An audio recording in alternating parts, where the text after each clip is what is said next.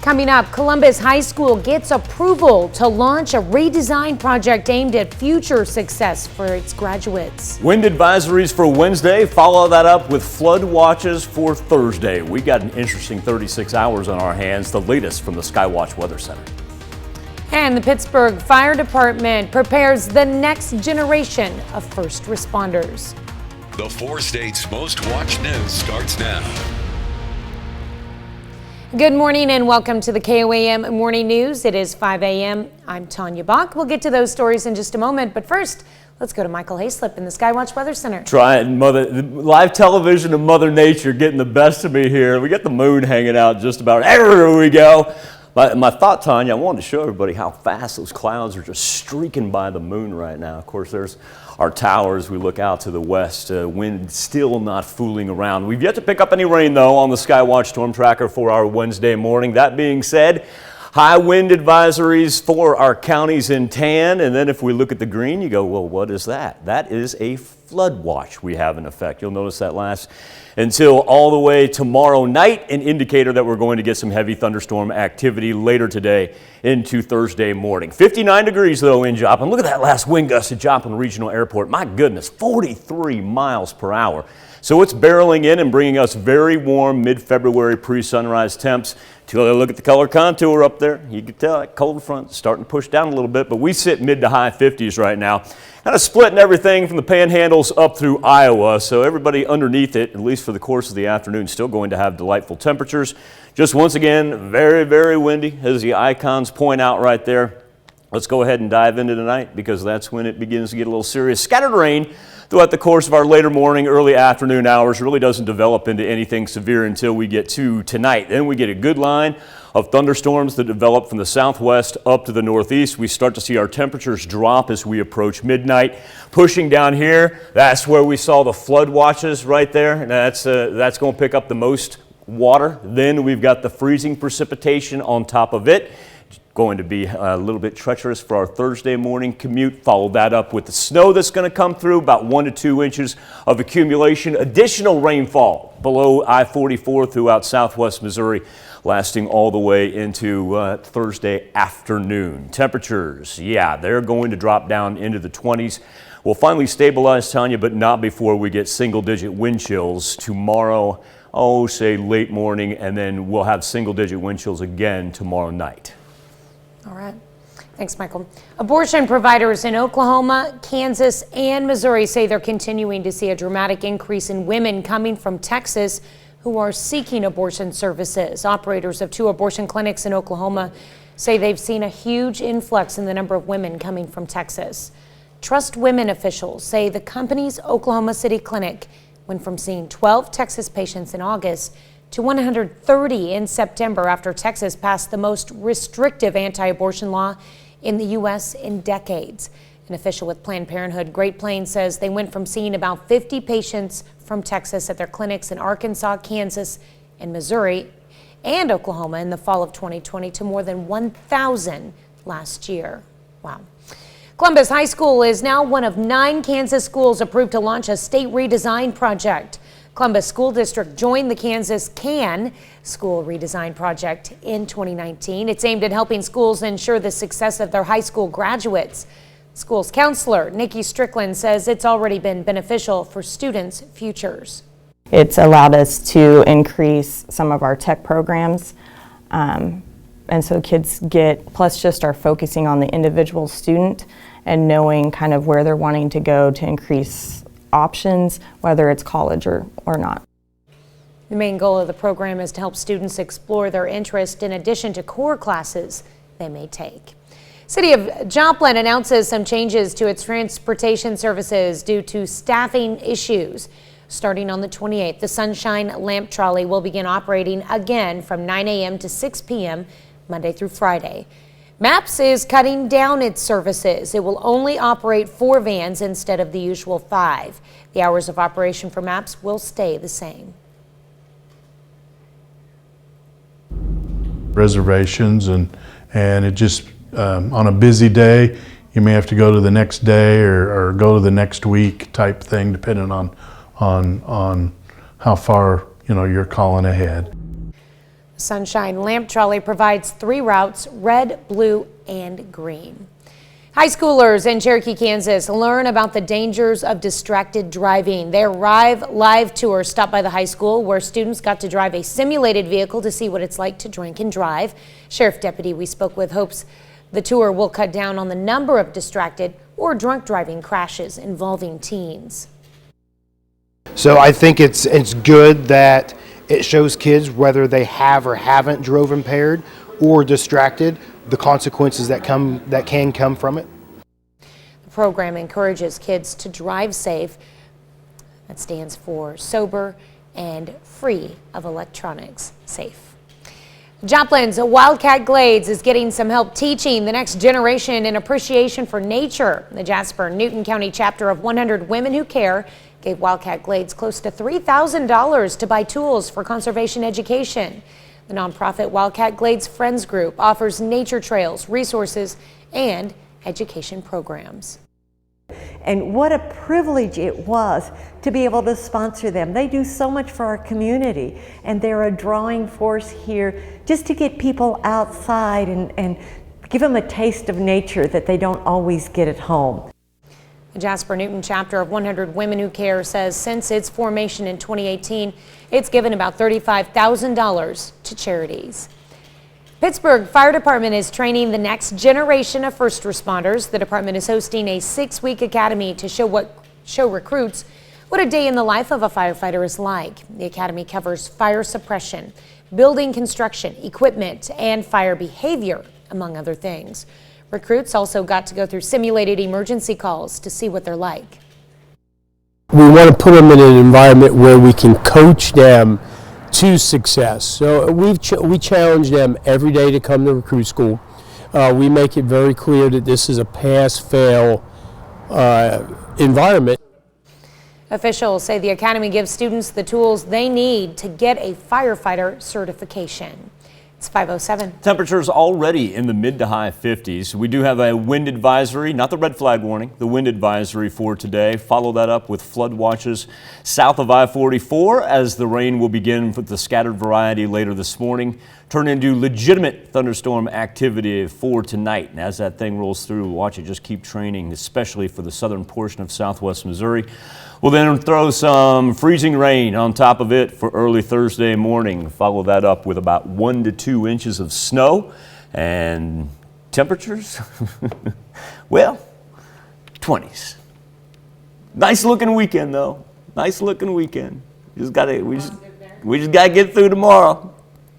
That's a look at this morning's top stories and weather in our first 7 minutes. Coming up on the KOAM Morning News. Pitt State men off to a rough start this year on the diamond. Could they get things going against Oklahoma Baptist at home? We've got highlights. Plus a Rams Super Bowl victory didn't sit well with a lot of people, but there's still a lot of other sports to follow now that football season is over. And for millions of people, video games are a fun pastime, but for others, they're a form of therapy. We'll explain. You're watching the KOAM Morning News. More real news in the morning. We'll be right back. It's High Winds Casinos. Start this morning with a little college baseball as Pittsburgh State 2-4 in the early season. Coming off a tough weekend though in Arkansas. On Tuesday, the Gorillas returned to Al Ortolani Field for the home opener and the wind a-whipping. Pitt State hosting Oklahoma Baptist, non-conference game as the Gorillas fell to the Bison just last week. Pick it up in the third inning, Gorillas trailing Garrett McGowan. Get it up in the jet stream, let that thing a-fly. Gorillas get within 1. Next inning, bases loaded for the Bison. Dan Pruitt singles to center. No man's land. It's going to plate 3 runs. Later, Aaron Gertis into right field. Cruz Aranda comes racing home from first. PSU down 10-6. 7th inning, Caleb Carr comes in to pinch hit. Gets the job done. The base hit as Gertis scores his 4th run of the day. Now Trey McClellan also scores, and then the Gorillas start to pour it on in the 7th. Wild pitch is going to let Mason Hartman dive home. Pitt State with its first lead of the game. In fact, they would play 7 in the 7th. But it is indeed Oklahoma Baptist finding a way to close it out as the Bison win it 15-14. Crowder baseball in action, home doubleheader against Seminole State. Game 1, Crowder dominated 16-6. Josh Patrick scored 3 runs, drove in 3 more. Jackson Cobb had 2 runs, 3 RBIs. Game 2 closer, but Crowder gets the sweep, wins it 7-6 as Patrick stays hot in Game 2, 3 for 5, and brings in 3 more runs for the Rough Riders. Neosho Wildcats been on a tear as of late, winners of 6 of their last 7 games. Currently 16-6, ranked 9th in Class 5. Neosho hosting Webb City. We got a big top 10 matchup. Dante Washington playing a little defense, gets the takeaway on the other end. Layup and the foul. Washington had 16. Webb City up early in the first. Hayden Waters, don't leave him open. He ties it up. End of the first quarter, Webb City working it around Trey Rhodes. Nice ball movement, bucket and paint. Rhodes at the buzzer. Webb down after the first quarter. Neosho extends the lead. Isaiah Green. Oh, floater. Back to Rhodes in the corner this time. Spots up, hits the 3. He had a game-high 26 points. Large reason why Webb City got by Neosho. Final score 74-71. Seneca boys head basketball coach honored yesterday in the Indians' final home game of the season as Will King is retiring at the end of this year after 18 years as the Indians' head coach. In his time at Seneca, King has led the Indians to 3 conference championships and 3 district championships. I started seeing more and more people here from my past. I have several past assistants here, lots of great past players here. And again, I'm a firm believer that life's about relationships, and that's the biggest blessing through all of this. Through 18 years of coaching here, I've been blessed with a lot of great relationships, a lot of great young men that's been huge to me. And man, it's so great to see their faces tonight and their families. Great outpouring right there, and congratulations to Coach King. Some well-deserved time that he can take off during the winter months, spend some time with family, and hopefully do some traveling. Congratulations, Coach. Always love being around you. Still to come on the KOAM Morning News, the United States shutting down avocado imports from Mexico after a safety inspector receives a death threat. And a check on our 7-day forecast when the KOAM Morning News returns. Roper Honda has the pre-order advantage. Sorry. 5:17 on this Tuesday morning. And tell you what, if you like our temperatures here, Monday was delightful. Look at this, we're already above Monday. And our February average high now up to 47.1, and come Thursday, I don't even know if we'll revisit this. It's just going to make us too cold to even think about it. I have thought this shot's pretty cool. This is live look outside of Television City facing off to the west right there as we see the clouds just absolutely sprinting by the moon. Heavier cloud cover out to the east, clearer skies for the west and the north. And remember, we've got the wind advisory, no longer the little red flag warning, but still we are whipping in with gusts anywhere from 35, 40 miles an hour is what we're going to encounter, because we've still got to let this pass through. And so we've got a while. Latest gust at Joplin Regional Airport, 43 miles per hour. Temperatures are great though, anywhere from about 55 to 59. Don't have a 60. Oh, we do. Milwaukee got up to 60. But what we're eyeballing here is the cold front and the Gulf moisture already beginning to move in, because that's what's going to combo us tonight and take us into Thursday. Up into the mid-60s today, that's not too bad. But as we develop some light scattered rain for the later morning hours, we then begin thunderstorms for tonight. We'll get a definitive line right here. Heaviest rain is going to be along and south of I-44. We've got some flood watches that we'll get to in a second. But as this moves down, early Thursday morning with the cold front, we develop the freezing rain, and on top of that to the northwest, moving down to the southeast, that'll end up being about 1 to 2 inches of snow. Don't want to forget all that water right there, because that is why that flood watch persists for our counties in green. While we're talking about freezing rain and flood watches, also be remiss if I didn't mention our temperatures are going to plummet down tomorrow afternoon. And we'll feel about in between 5 and 10 degrees. Time now to turn our attention to the KOAM News Now Facebook page and our morning Insta poll. If you don't know by now, attention sports fans, your Los Angeles Rams happen to be your Super Bowl champions. Of course, now we got to find something else to do. But also, remember when they used to be in St. Louis? Remember when they won a Super Bowl there? Remember how that team now is not really a fan of the St. Louis Rams? Well, I guess we got a settlement between the team and the city. So rest easy, Stan Kroenke. Gabriel Vidal has more. A Rams win in Los Angeles, stirring up questions about when St. Louis will finally reap the benefits of its lawsuit settlement against the Rams franchise. We have asked for meetings, and we have been asked to have updates on the process, what's going on, how much are we going to get?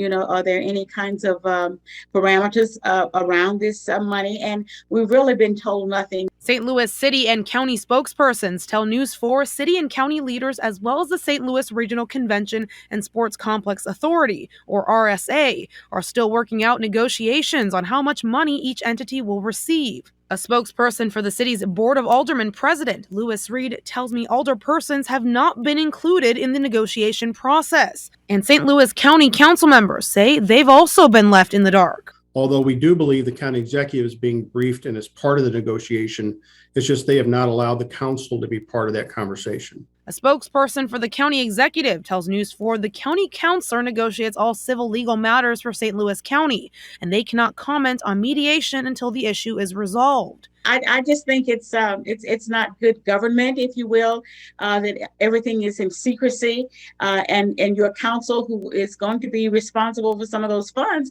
is not aware. County Council member Tim Fitch is also at odds with County Executive Sam Page's decision to appoint someone to the RSA board without council approval. We approved one of the members, Amy Fisher, 5-0.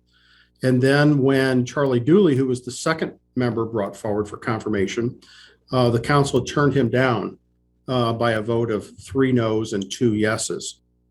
It did kind of warm my heart right there seeing Dick Vermeil and the old Greatest Show on turf. My gosh, those teams were fun.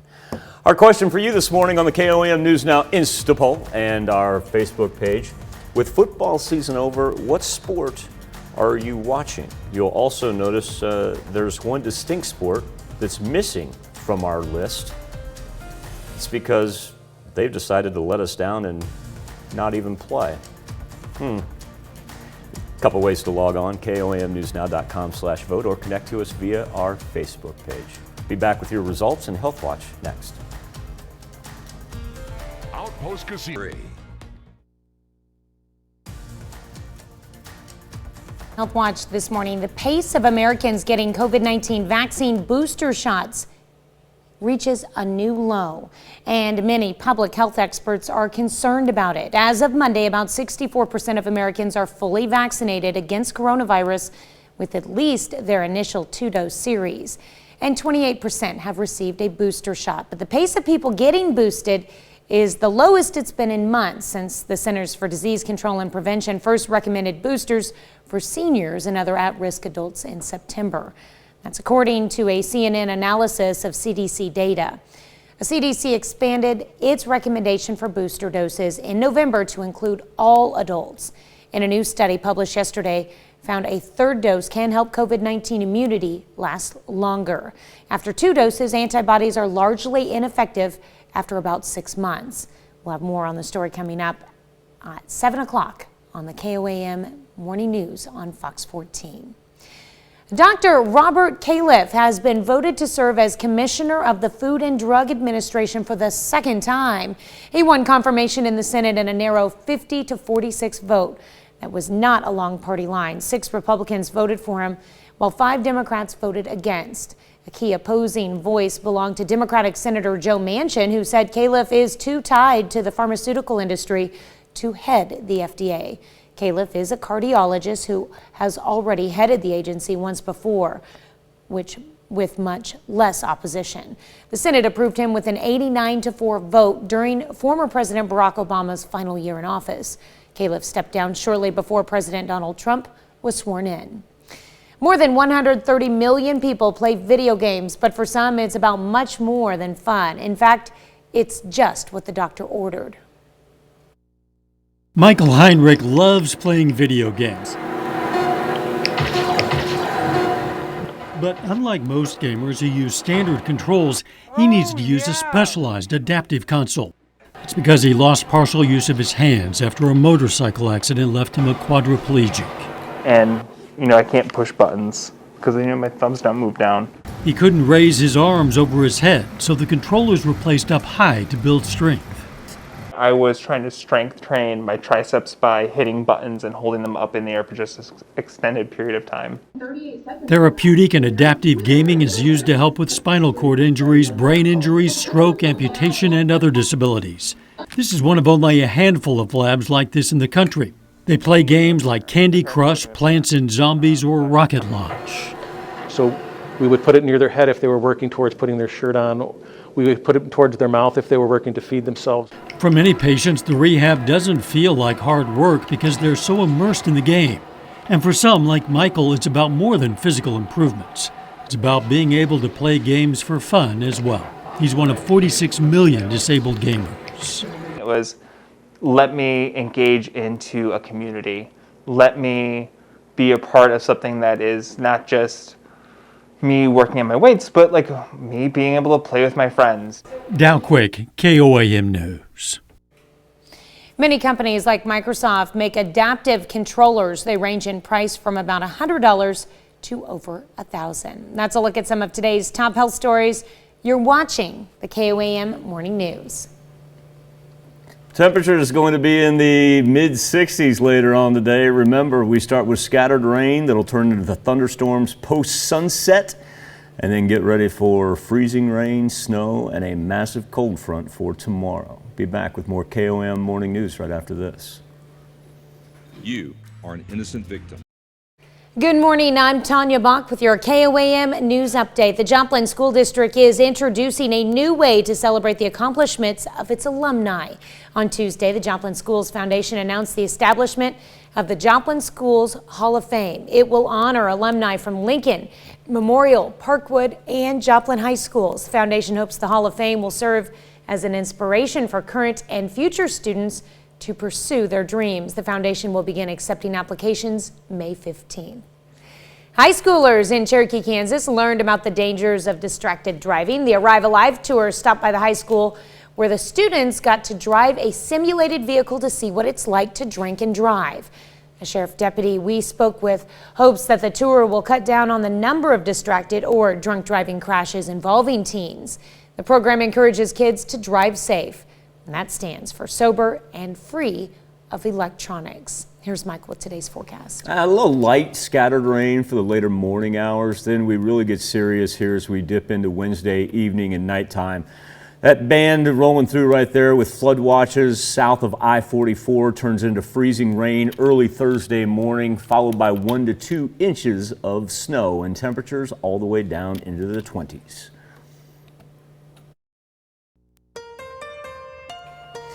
Coming up, Columbus High School gets approval to launch a redesign project aimed at future success for its graduates. First comes the wind, then comes the rain, and eventually the freezing ice and the snow. We'll have the latest from the Skywatch Weather Center. And the Pittsburgh Fire Department prepares the next generation of first responders. The 4 states' most watched news starts now.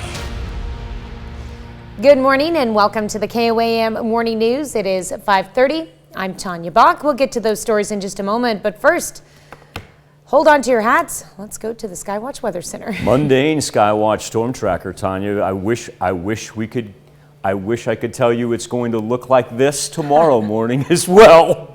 It will not look like this tomorrow morning. We do have one more day of great February temperatures. Of course, we're going to have to fight the wind, just like Tanya said. Wind advisory for our counties in tan. These are flood watches. We'll get to why those exist in a second. But like Tanya said, hold on to your hats. We're gusting in excess of 40 miles an hour.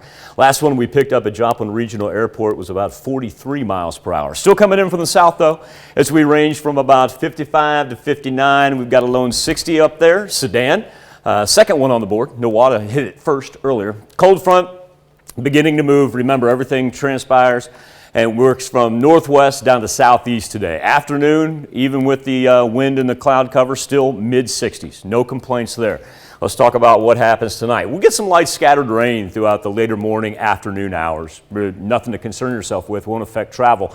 What will affect travel is tonight into tomorrow morning. We're going to have thunderstorm activity. Remember, we've got the flood watches down here south of I-44. We begin to gather up. We see the freezing rain line develop up to the northwest. As we push through early Thursday morning, everything drops off. Freezing rain becomes more widespread. On top of that, we've got snow up here that'll take us through the Thursday morning commute, and then we'll see pockets of 2 inches, usually going to go about 1 to 1.5 inches. Looks like about the most of it right there. But remember, I do want to point out, and our temperatures are going to be extremely cold, but you know, we've been talking about the winds and whatnot. Let's not forget, we've got flood watches down here south of I-44 as well. Tanya, we could be talking about 2 to 4 inches of rain before we even get to the cold stuff. All right, thanks, Joe. The city of Joplin announces some changes to its transportation services due to staffing issues. Starting on the 28th, the Sunshine Lamp Trolley will begin operating again from 9 a.m. to 6 p.m. Monday through Friday. MAPS is cutting down its services, though. It will only operate 4 vans instead of the usual 5. The hours of operation for MAPS will stay the same.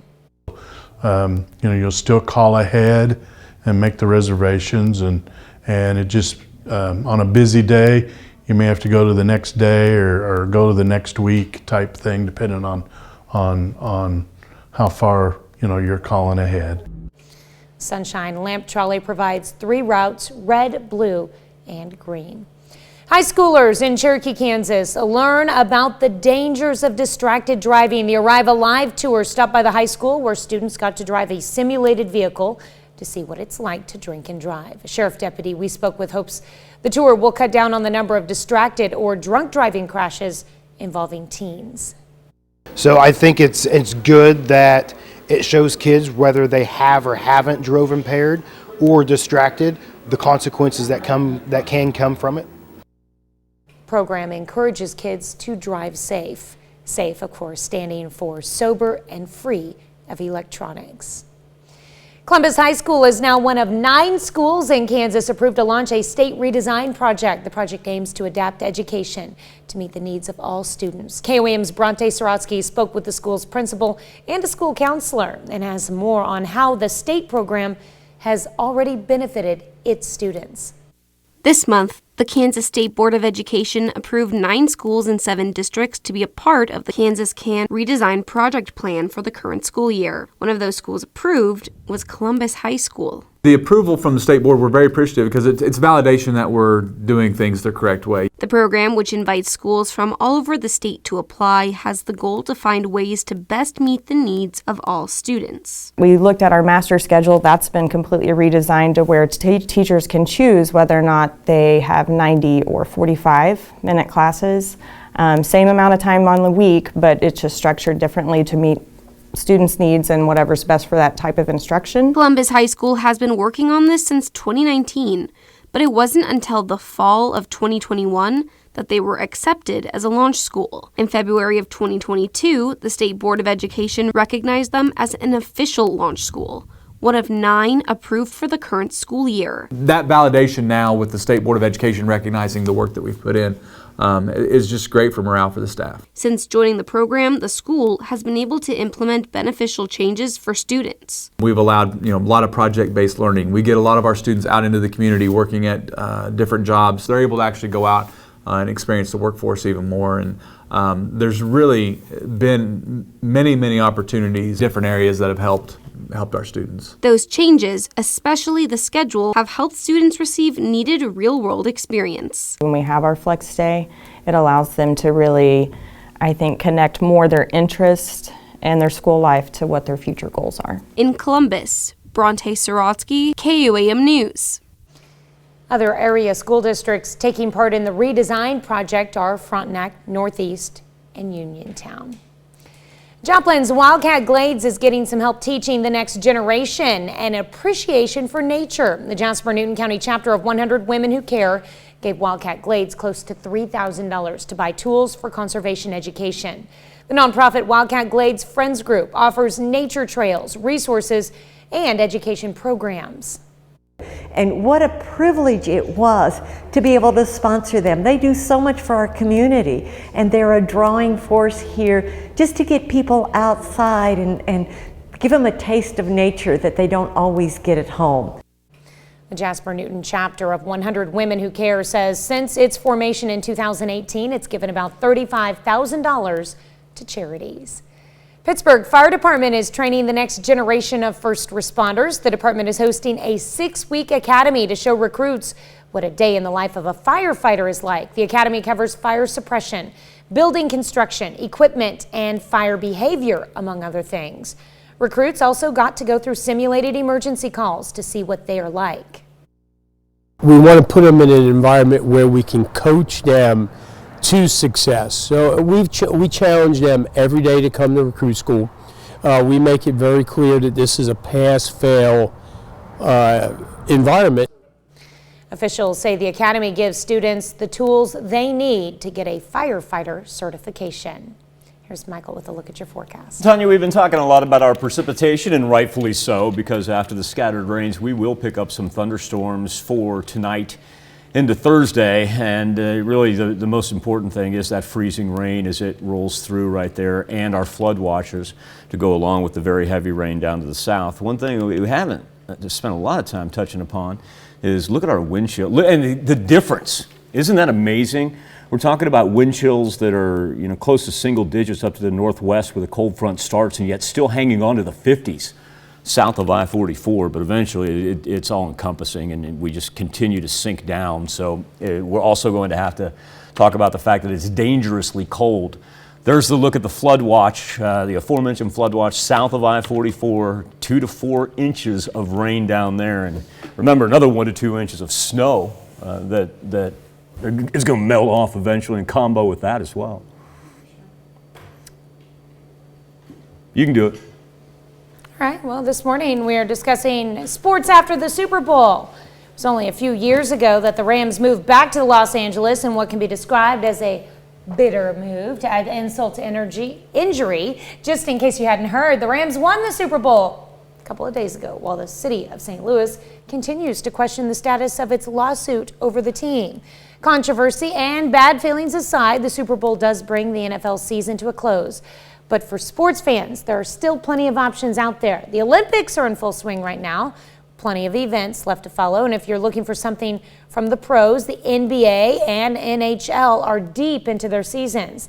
And there's always a college offering.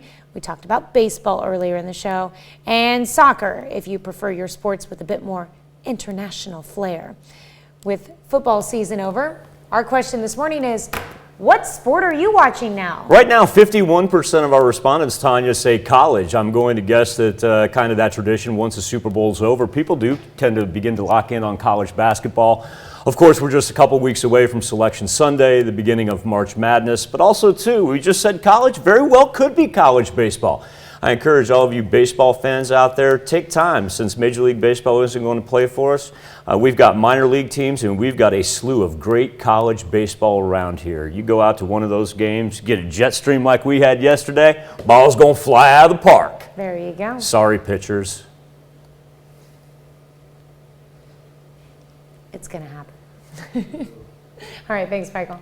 That's a look at our top news stories. Coming up this half hour in the KOAM Morning News, Prince Andrew reaches a settlement with his accuser over a sexual abuse lawsuit. Plus, Jeannie Moose is back with the story of a QR code that crashed the advertiser's website. You don't want to miss this. You're watching the KOAM Morning News. More real news in the morning. We'll be right back. Lander Chevrolet of Joplin is your official We Buy Cars headquarters. Used cars are in high demand. To community service. Topping World Watch, U.S. officials are investigating a security incident in Mexico, which has led to economic worries for both countries. The U.S. has suspended avocado imports from Mexico after a safety inspector received a death threat on his official cell phone. Matt Rivers has more. Well, there's one state here in Mexico that is currently legally allowed to export avocados to the United States, and that is the state of Michoacan. And we know that since the weekend, the United States has temporarily suspended Michoacan's avocado export license. And now we're getting a little bit more information as to why that decision was taken. So according to a U.S. official with direct knowledge of the matter, a USDA safety inspector who was working here in Mexico, whose job was to make sure that the shipments of avocados bound for the United States met U.S. safety standards. One of those inspectors working in that capacity here received what this official called a credible death threat after that inspector did not allow a shipment of avocados to go from the state of Michoacan up north to the United States. Now, this official added that it's not yet known who made this death threat and that U.S. Embassy personnel from here in Mexico City have already been dispatched to the state of Michoacan to try and get to the bottom of this and figure out how to get these inspections back on track. But this official added, when we asked this official, well, how long will this temporary suspension be in place? The official said, look, there cannot be a security situation where the United States feels like these USDA safety inspectors can't do their jobs without fearing for their lives, with this official saying that this temporary suspension won't be lifted until the United States is comfortable with the security situation for these inspectors working here in Mexico. This is going to have a big impact depending on how long all of this lasts. Economically speaking, there's hundreds of thousands of jobs that rely on the export industry of these avocados here in Mexico and also in the United States. Consumers are going to see perhaps problems with avocado supply, given that Mexico is far and away the largest exporter of avocados to the U.S. market. So consumers might have trouble finding avocados in the days and weeks ahead. And if they do find those avocados, the price of the avocados that they find might very well go up, according to multiple analysts that CNN has spoken to. Well, Britain's Prince Andrew and his accuser, Virginia Giuffre, reached a settlement in her lawsuit against him. She claims she was trafficked by the late Jeffrey Epstein as a teenager and forced to have sex with his friends, including allegedly Prince Andrew. The Duke of York has repeatedly denied the allegations. The price tag on the agreement will not be released, but the filing states Prince Andrew will make a major donation to the victims' rights charity headed by Giuffre. That's a look at some of your biggest headlines from around the world. We'll be right back with the news you need to know before you head out the door. Here's a check of today's top headlines, the news you need to know before you head out the door. Columbus High School is now one of 9 Kansas schools approved to launch a state redesign project. The Columbus School District joined the Kansas CAN School Redesign Project in 2019. It's aimed at helping schools ensure the success of their high school graduates. The school's counselor, Nikki Strickland, says it's already been beneficial for students' futures. The main goal of the program is to help students explore their interests, in addition to core classes they may take. City of Joplin announces some changes to its transportation services due to staffing issues. Starting on the 28th, the Sunshine Lamp Trolley will begin operating again from 9 a.m. to 6 p.m. Monday through Friday. MAPS is cutting down its services. It'll only operate 4 vans instead of the usual 5. The hours of operation for MAPS will stay the same. And the Sunshine Lamp Trolley provides 3 routes: red, blue, and green. Joplin School District introduces a new way to celebrate the accomplishments of its alumni. On Tuesday, the Joplin Schools Foundation announced the establishment of the Joplin Schools Hall of Fame. It'll honor alumni from Lincoln, Memorial, Parkwood, and Joplin High Schools. Foundation hopes the Hall of Fame will serve as an inspiration for current and future students to pursue their dreams. The foundation will begin accepting applications May 15. And Valentine's Day is over, but that did not stop Missouri Southern from using the day after to show its students their love with Stuff a Lion Day. Students got the chance to create their own Rory the Lion Build-A-Bear style. They even come with their own outfits. Southern has been doing Stuff a Lion for about 10 years now. That's a check of today's top headlines, the news you need to know before you head out the door. All right, Tanya, we've got wind advisories for our counties in tan. That's evident when you walk out the door. Try not to get blown sideways. And in the future here, we've got a flood watch for our counties in green in southwest Missouri. So we know we're going to get our fair share of precipitation for today, and the cold front's going to follow right behind it. Really picks up after sunset. Thunderstorm activity, 2 to 4 inches of rain in those flood watch areas. Here's the key factor. Early tomorrow morning, flipping over into freezing rain indicated in pink. And as that moves through, we're going to develop some hazardous driving conditions, black ice for tomorrow morning, and here comes about 1 to 2 inches of snow on the heels of that. Temperatures dropping down to the 20s, wind chill in the teens. We'll be back right after this. Good luck. You probably saw what some are calling one of the weirdest Super Bowl commercials ever. But as Jeannie Moose reports, it was so popular it caused the system to crash.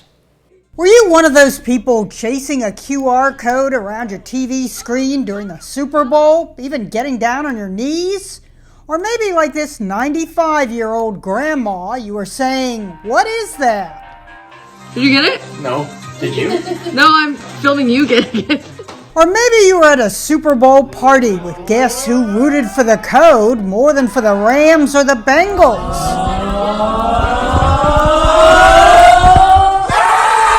It zipped around the screen for 60 seconds. A nod to the old bouncing DVD screensaver that became a meme, even ending up on The Office. There's this cube on the screen, and it bounces around all day, and sometimes it looks like it's heading right into the corner of the screen, and then at the last minute it hits a wall and bounces away. But where's Waldo? But this QR code commercial was for the cryptocurrency trading company Coinbase. And if your phone captured the code, you were supposed to get an offer for $15 in free Bitcoin for signing up. But a lot of folks got this instead. We're having connection issues. Others got planned maintenance in progress. What Coinbase apparently didn't plan for was this. We saw over 20 million plus hits on our landing page in 1 minute. This volume led to us temporarily throttling our systems. For some, someone else complimented the big brain of the guy who came up with that ad, but a critic tweeted the company should have saved the $7 million ad cost and spent it on your servers. Actually, 60 seconds probably cost at least $13 million, but who's counting when fans are cheering a QR code like it's a QB scoring a touchdown? Jeannie Moose, CNN, New York. My crowd definitely was not cheering for the QR code. We'll be right back with a look at your forecast right after this. Return to Joplin.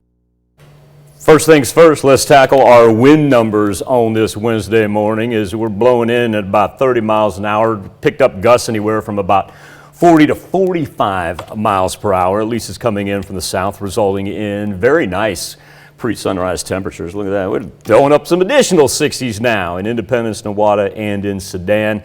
But we also know that we've got rain and a massive cold front on the way. We're going to break down not only our rain numbers, but a little ice and snow right after this. Shelter insurance.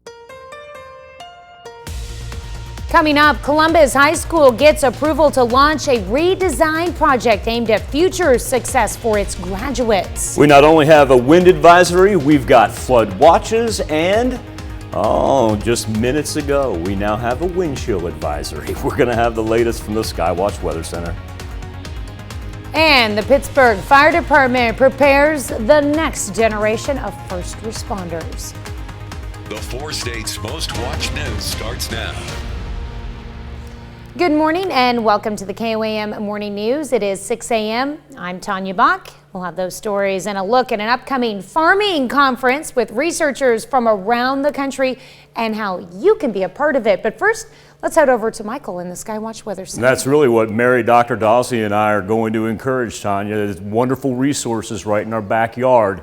And we're going to get the word out here, and you're going to be amazed at the amount of information that you're going to be able to find out with this thing coming up. Check out Old Glory, Tanya. My goodness, that thing's about standing sideways right there as that wind just whips out of the south. Now, we've yet to pick up any rain. That's going to change here a little bit later this morning as we'll start with the light scattered variety, but let's run through our watches and warnings first. Wind advisory indicated for our counties in tan. We'll get down here and talk about the flood watches that we have, but I want to pay attention to the blue up in the northwest corner of our highlighted counties. This is the one that just popped up not but 90 seconds ago, an indicator.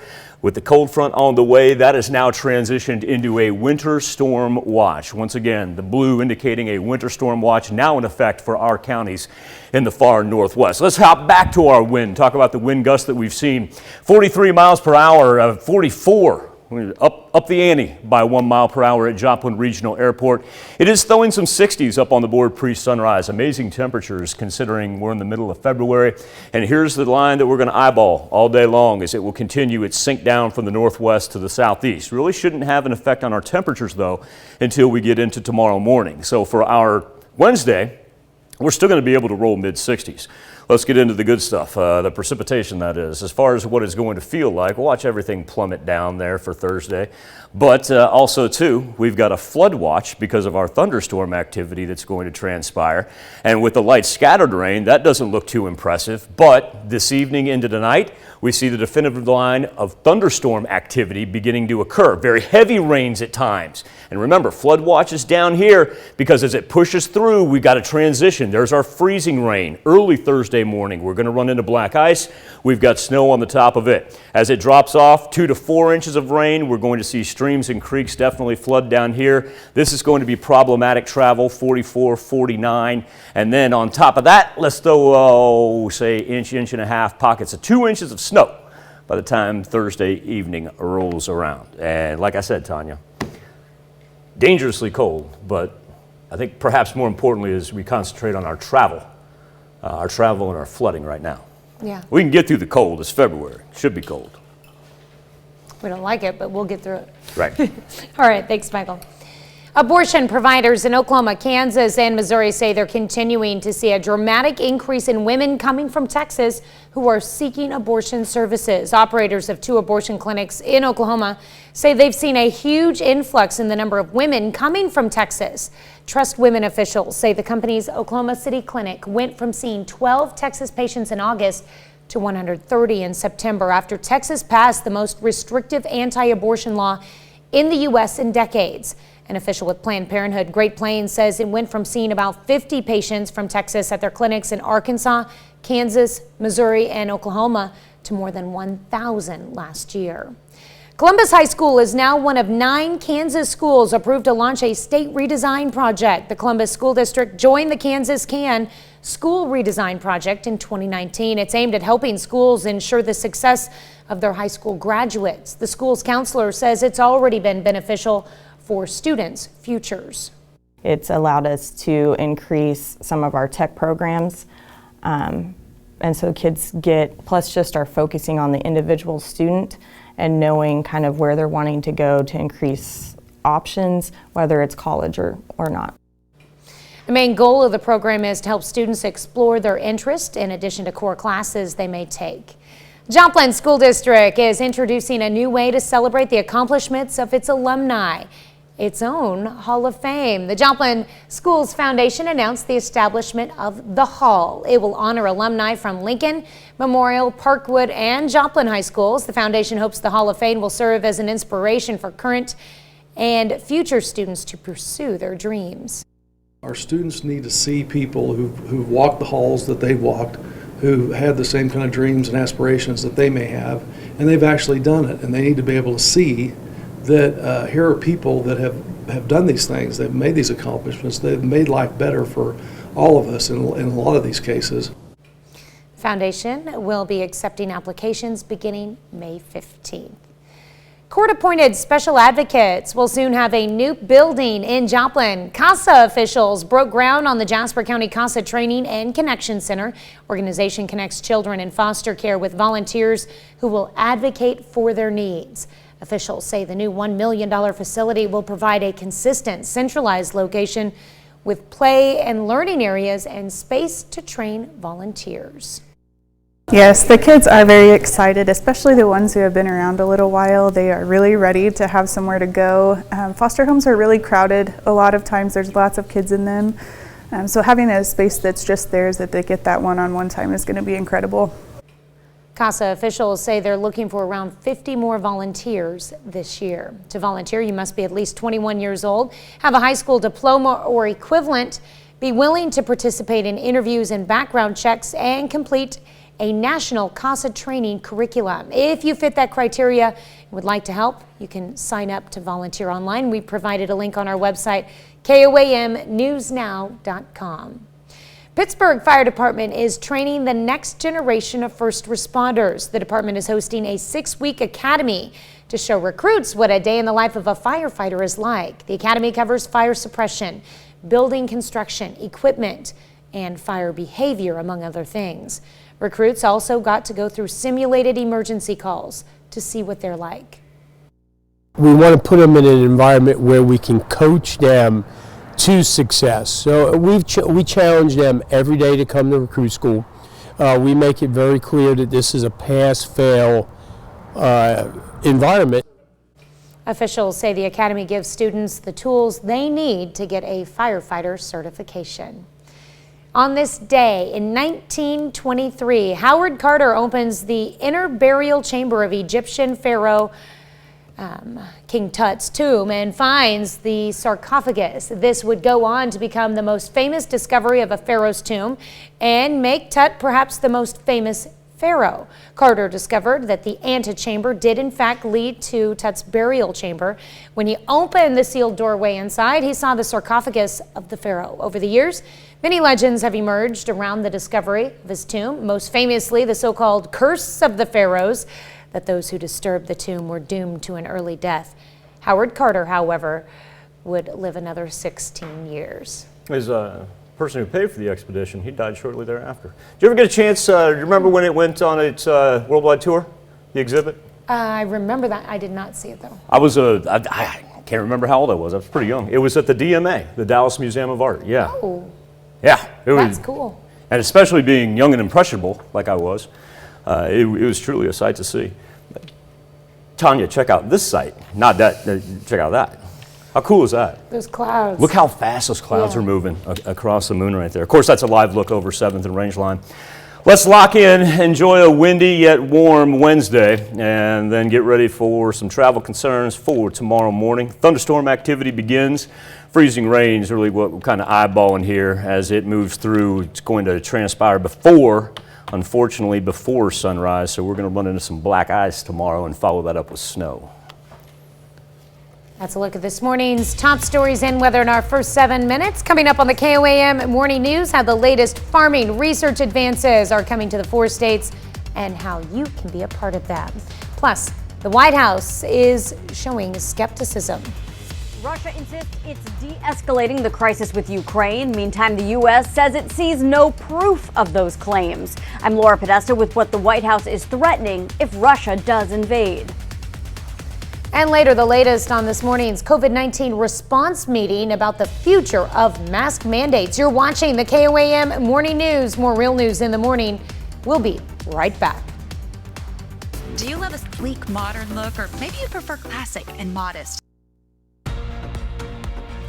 Topping Nation Watch this morning, a huge fire breaks out on a highway on Long Island this morning.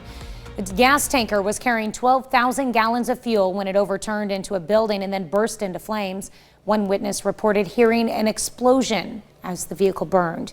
Police sealed off the scene, bringing the Long Island traffic to a standstill. No word on any injuries. Russian President Vladimir Putin says he does not want a war in Ukraine and is willing to negotiate an end to the crisis there. Russian officials say they've even started withdrawing troops from the region. But as Laura Podesta shows us, the White House has greeted those claims with skepticism. The U.S. and NATO remain locked in a standoff with Russia over Ukraine. Our analysts indicate that they remain very much in a threatening position. Yesterday, Russian leader Vladimir Putin said he's open to talks aimed at averting a war. Putin said Russia is pulling back some of the soldiers it had deployed along the Ukrainian border. But U.S. officials said they could not verify that claim. Right now, Russia has more than 150,000 troops encircling Ukraine and Belarus and along Ukraine's border. An invasion remains distinctly possible. Mr. Biden said the U.S. would continue to look for a peaceful end to the crisis. As long as there is hope of diplomatic resolution that prevents the use of force and avoids incredible human suffering that would follow, we will pursue it. The White House warned that a Russian invasion would likely trigger sanctions against Moscow that could drive oil and gas prices even higher. If Russia decides to invade, there could be consequences here at home. Defending democracy and liberty is never without cost. Ukraine says hackers targeted its defense ministry and 2 state banks on Tuesday. The source of the cyber attacks is still unknown. Laura Podesta, CBS News, New York.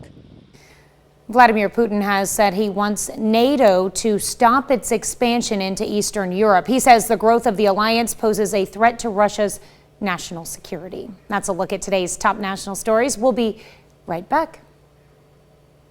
Ed Harry.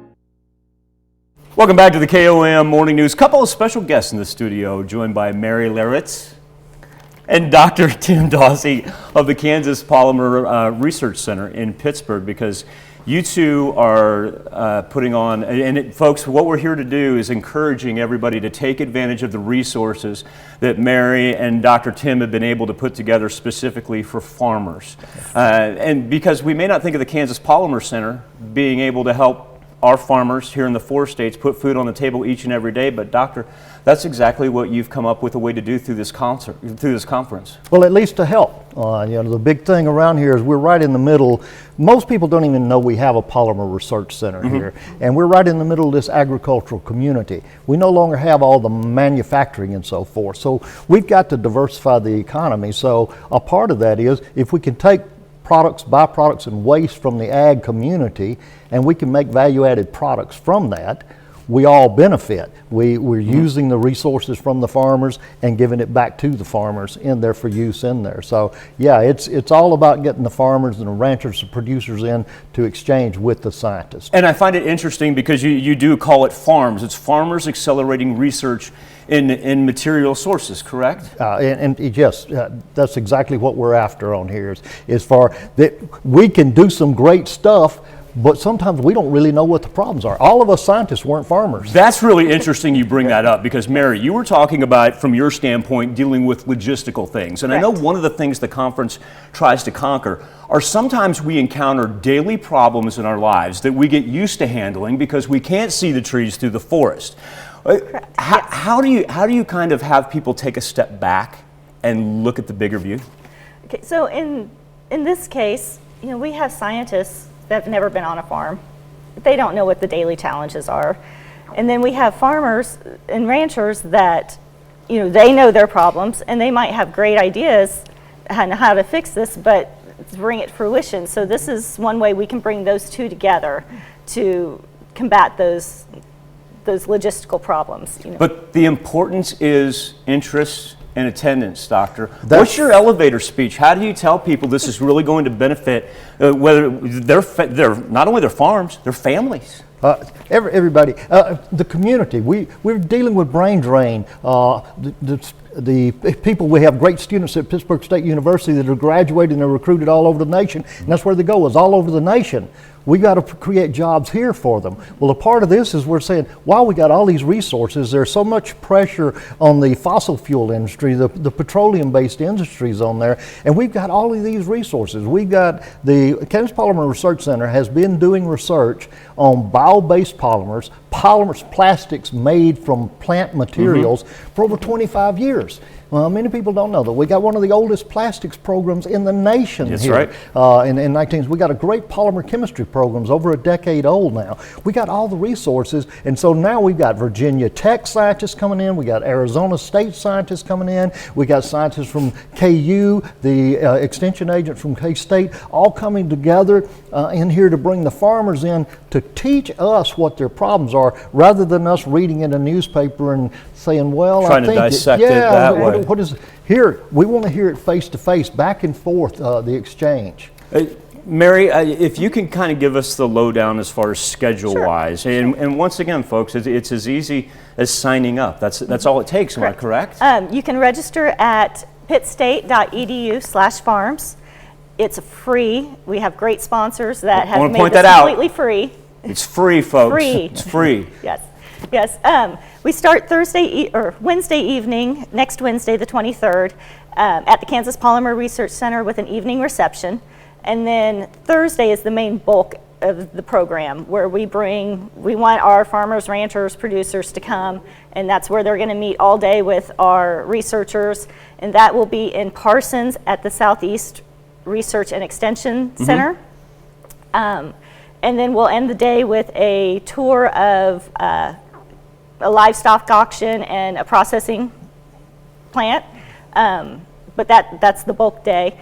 And then Friday is going to be a half day for the scientists to get together and digest what they've learned. And like Mary said, I'm going to reiterate this, it is free to attend. All you have to do is sign up. Doctor, I got a couple more questions that I want to ask you about how far you've seen polymers come from your expertise and where you see it going specifically in the agricultural area. Can I ask you and Mary to stick around? We'll come back and talk about that a little bit later. Absolutely. Okay, we're going to come back with Mary Laritz and Dr. Tim Dawsey from the Kansas Polymer Center. Once again, all you have to do is go to pittstate.edu/farming. Farms. Sign up is absolutely free. And Mary and Dr. Dawsey are bringing in people from around the nation. We get a chance to show off a little bit then too. Absolutely. Yes. Absolutely. Bring your questions and your solutions to this. We'll be back with more KOAM Morning News right after this. Gibson Bait and Tackle and Grove Healthier Lives. Topping Health Watch this morning, COVID cases, hospitalizations, and deaths are all down. There's clear data showing progress in the fight against COVID-19, but the CDC has not budged on its mask guidance yet. And that could change with the meeting between the nation's COVID response team that takes place in a matter of hours. Britt Conway has the latest on where they stand as pandemic fatigue fuels frustration. We're going in the right direction. And that's down. The U.S. is averaging a little more than 151,000 new COVID-19 cases a day, down 44% since last week. Hospitalizations are on the way down too. Nearly 83,000 people are in the hospital with COVID-19 as of Tuesday, but it's a 23% drop from last week. Deaths from COVID-19 are still high, about 2,300 a day. Still, it's 10% less than last week. If we continue to go in this direction, we'll start to see a lightening up of the mitigations that are going on, which is what we're all hoping for. So why not now? Health experts say it's all about perspective. Look at the 7-day moving average of reported deaths. More people are dying now than at any point in the pandemic except last winter. As we are encouraged by the current trends, we are not there yet. Even though many Americans are there, ready to ditch the masks. Indoor masking requirements are easing up around the country, even against current CDC recommendations. The agency released this statement saying, as always, CDC is regularly reviewing our guidance to ensure we're providing science-based recommendations that are most relevant for each moment of the pandemic. We'll communicate any updates on our mask recommendations publicly if and or when they change. Which means you can expect lots of questions this morning during the White House COVID-19 response team briefing. I'm Britt Conway reporting. That's a look at one of today's top health stories. You're watching the KOAM Morning News.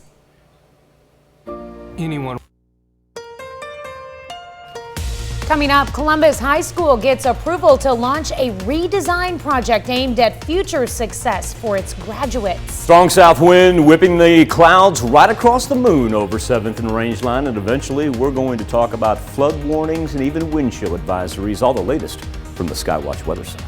And the Pittsburgh Fire Department gets ready to prepare the next generation of first responders. The 4 states' most watched news starts now.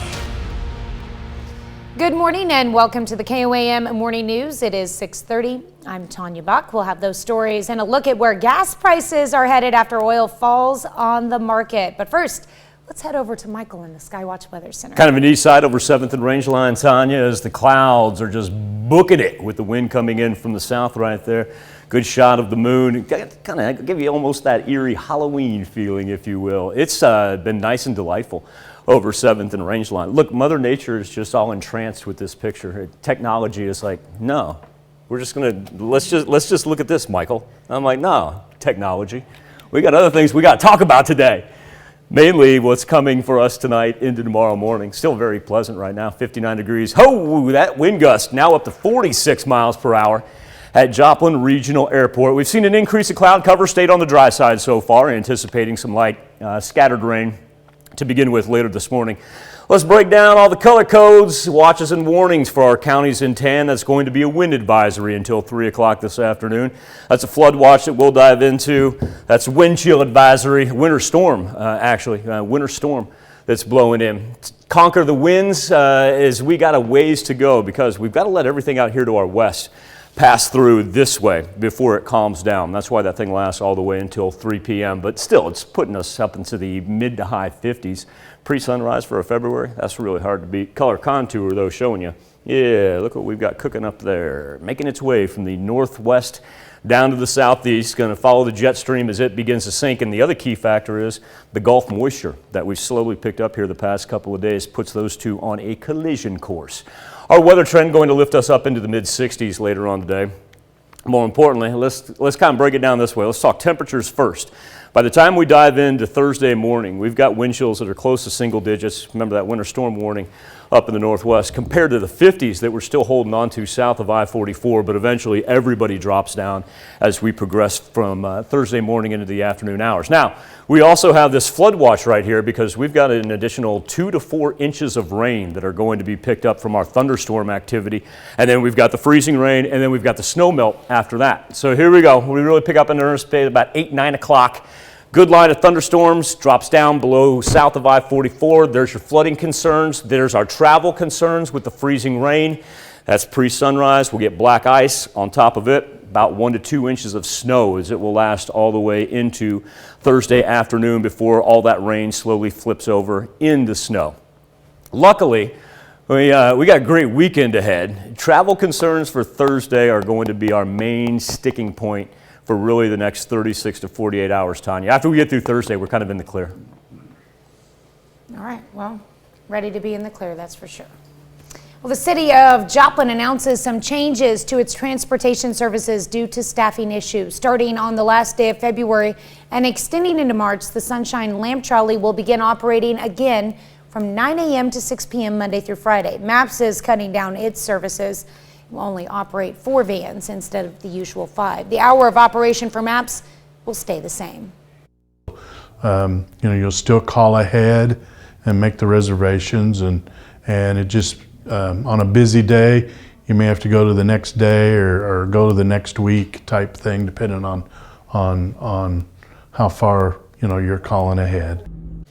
Sunshine Lamp Trolley provides 3 routes: red, blue, and green. High schoolers in Cherokee, Kansas learn about the dangers of distracted driving. They arrive live tour, a stop by the high school where students got to drive a simulated vehicle to see what it's like to drink and drive. A sheriff deputy we spoke with hopes that the tour will cut down on the number of distracted or drunk driving crashes involving teens. So I think it's good that it shows kids, whether they have or haven't drove impaired or distracted, the consequences that can come from it. Program encourages kids to drive safe. SAFE, of course, stands for sober and free of electronics. Columbus High School is now one of 9 schools in Kansas approved to launch a state redesign project. The project aims to adapt education to meet the needs of all students. KOAM's Bronte Sorotsky spoke with the school's principal and a counselor and has more on how the state program has already benefited their students.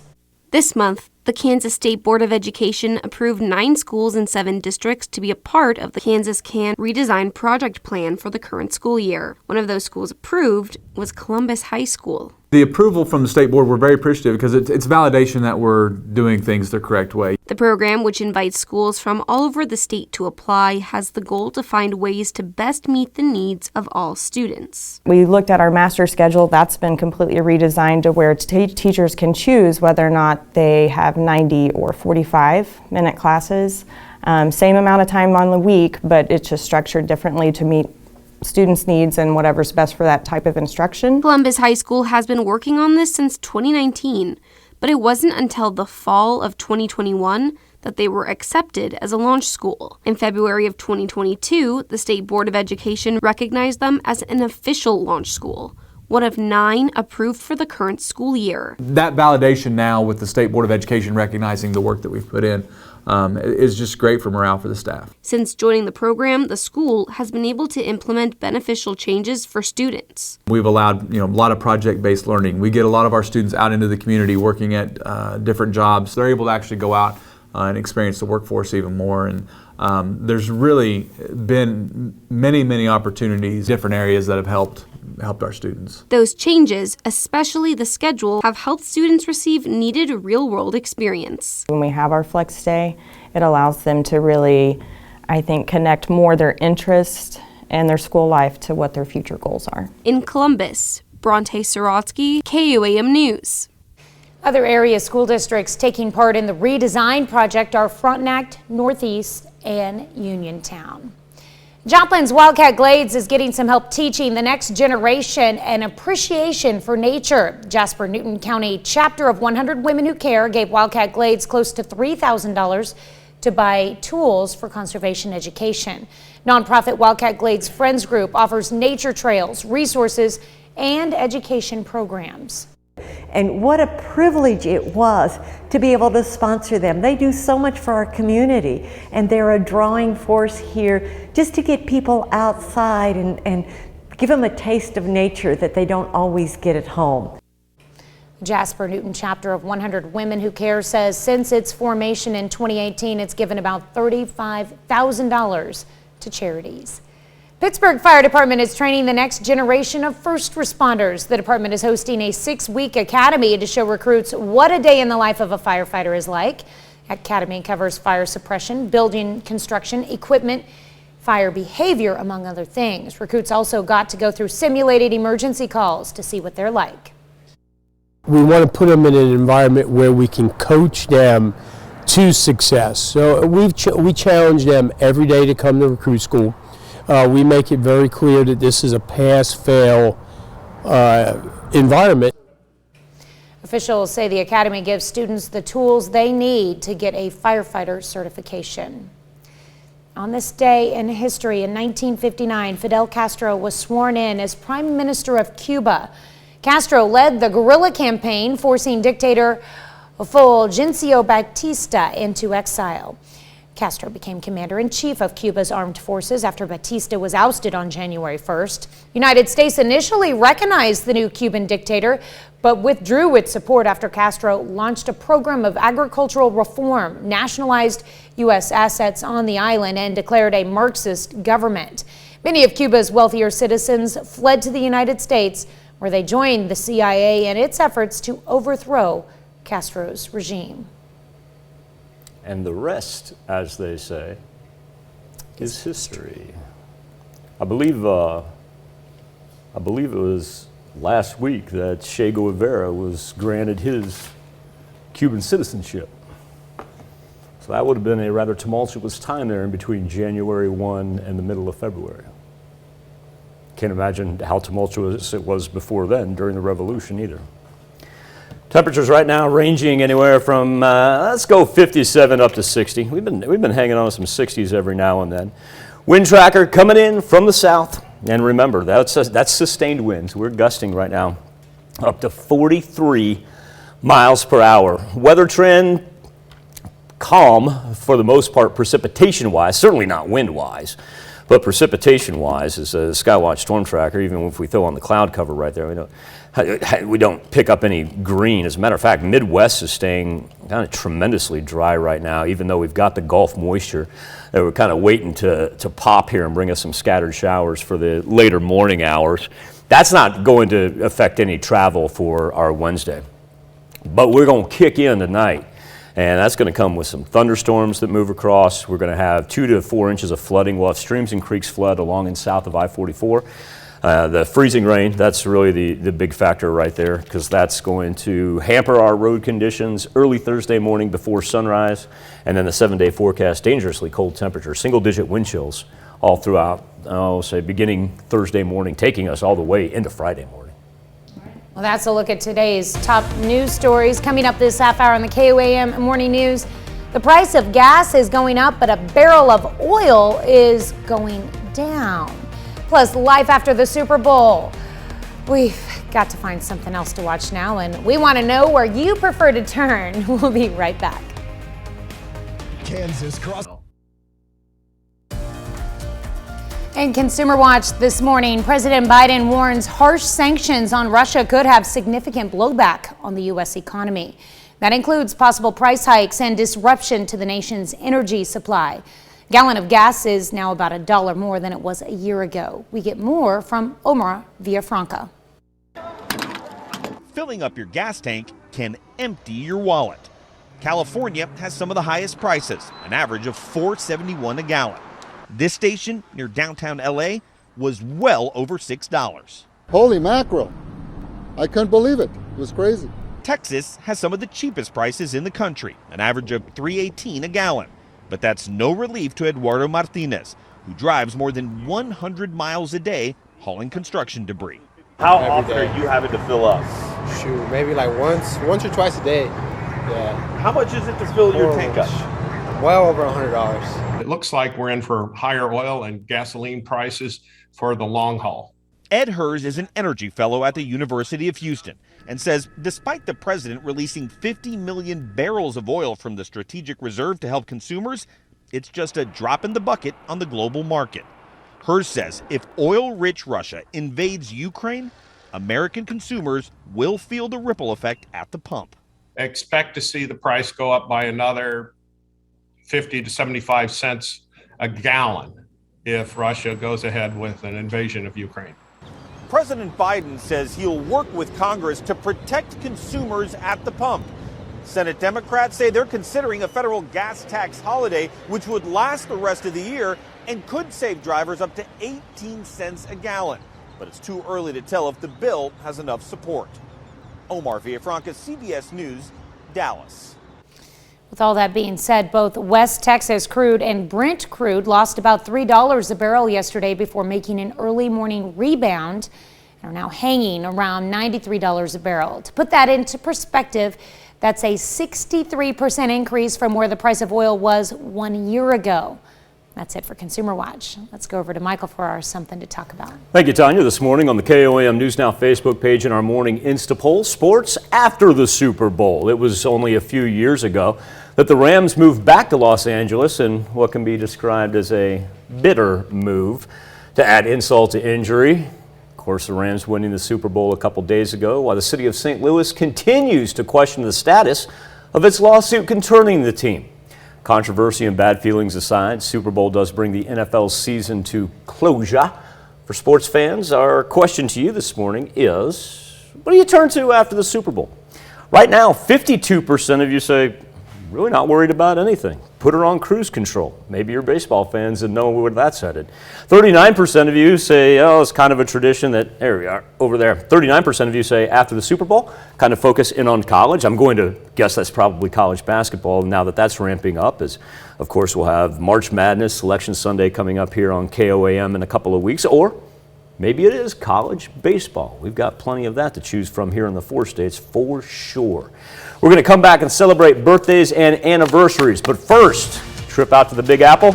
Let's check in on Michelle.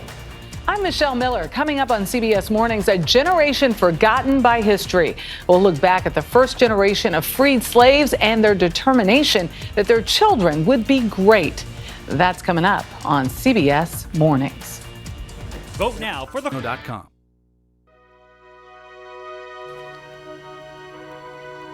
We take this time to honor today's 4-state hero, machinist mate 3rd class Robert Stice.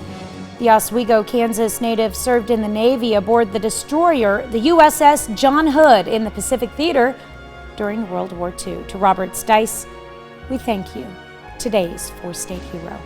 Why don't we get our birthday list started off with Trace Reeves now turning the big number 10. Welcome to double digits, my friend, with happy birthday wishes from Mom, Travis, and your brothers. Trace is in Quapaw. Right, Mia Courtney, welcome to the teenage years, Mia, with love from Mom, Dylan, and Juju. I like that hat.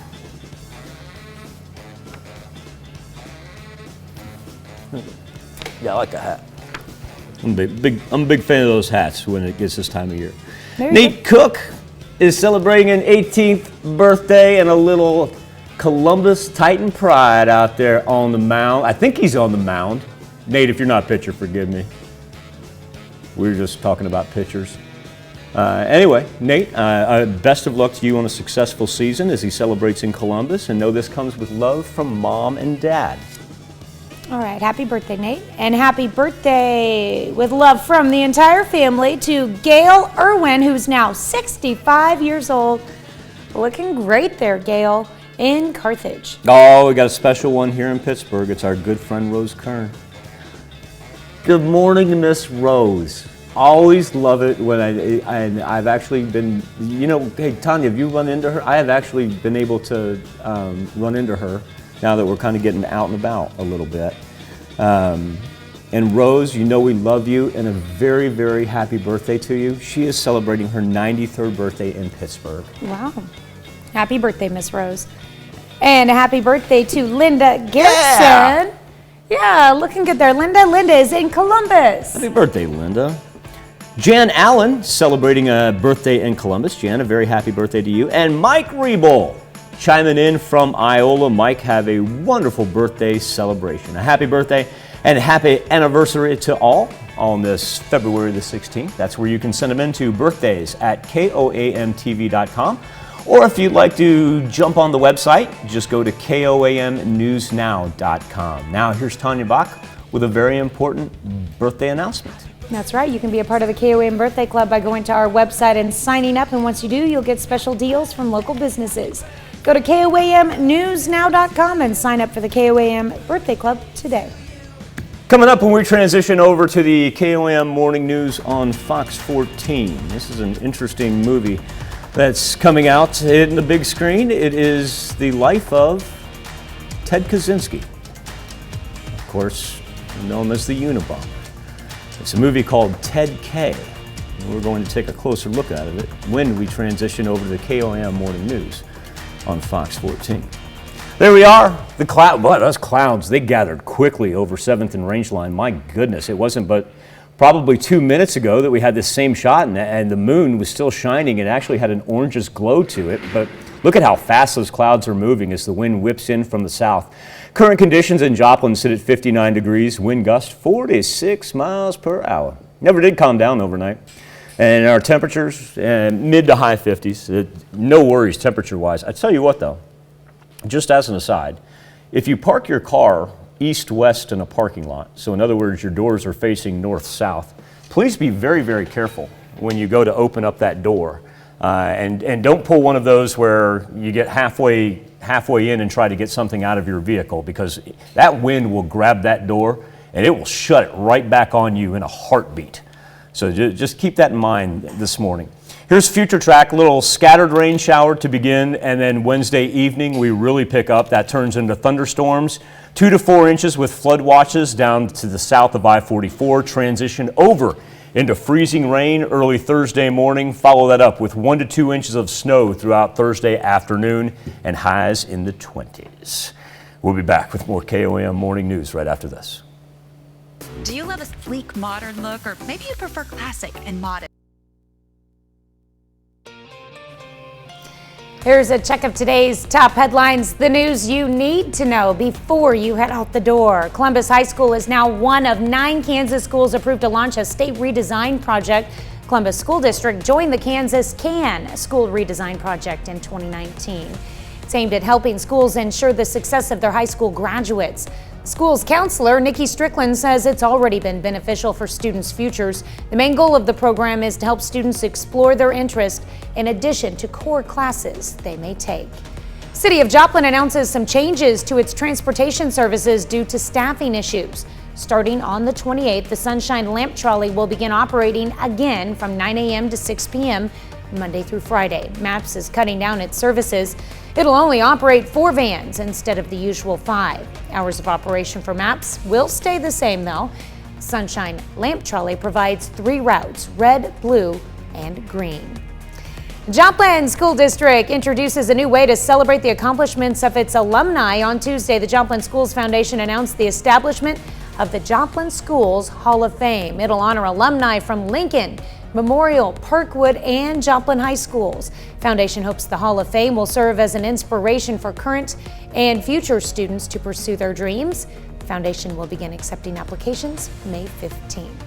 That's a check of today's top headlines, the news you need to know before you head out the door. Let's talk precipitation first, then we'll talk temperatures. Scattered rain for the afternoon into the evening before it turns into legit February thunderstorms. As it pushes down from northwest to southeast, it's replaced by freezing rain indicated in pink, and then that will be replaced by eventual snow throughout Thursday morning into the afternoon hours, 1 to 2 inches of snow on top of the freezing rain. Now, as far as what it's going to feel like as we progress through, it's going to end up single digits tomorrow morning. Dangerously cold. Nice thing is, if we can get through Thursday, we got light at the end of the tunnel in the form of 50s and 60s on Saturday and Sunday. All right, well, coming up today at noon, we're making double chocolate layer cake in the Mr. Food Test Kitchen. He just made bourbon chicken yesterday, and you did not get that excited about bourbon chicken. I did. You just didn't notice. You came strong with that one right there. Your morning news continues on KOAM. We've got the CBS Morning News. That's coming up next, where you can meet a man who is the son of a slave who was born during the Civil War. We're going to see how his father's determination still echoes through generations. Or you can switch on over with us on Fox 14, where your only local morning news continues. And this morning, just in case you missed it, we're going to revisit that QR craziness that happened during the Super Bowl. Also going to introduce you to the tallest teenager in the entire world, and 2 special guests returning to the studio, Mary Larritz along with Dr. Tim Dawsey, as we talk about an upcoming conference that you can be a part in and do it for free. That wraps it up for this Wednesday edition. Be safe tomorrow morning, and we'll do this again on Thursday. All right, and we're going to do it again today at noon.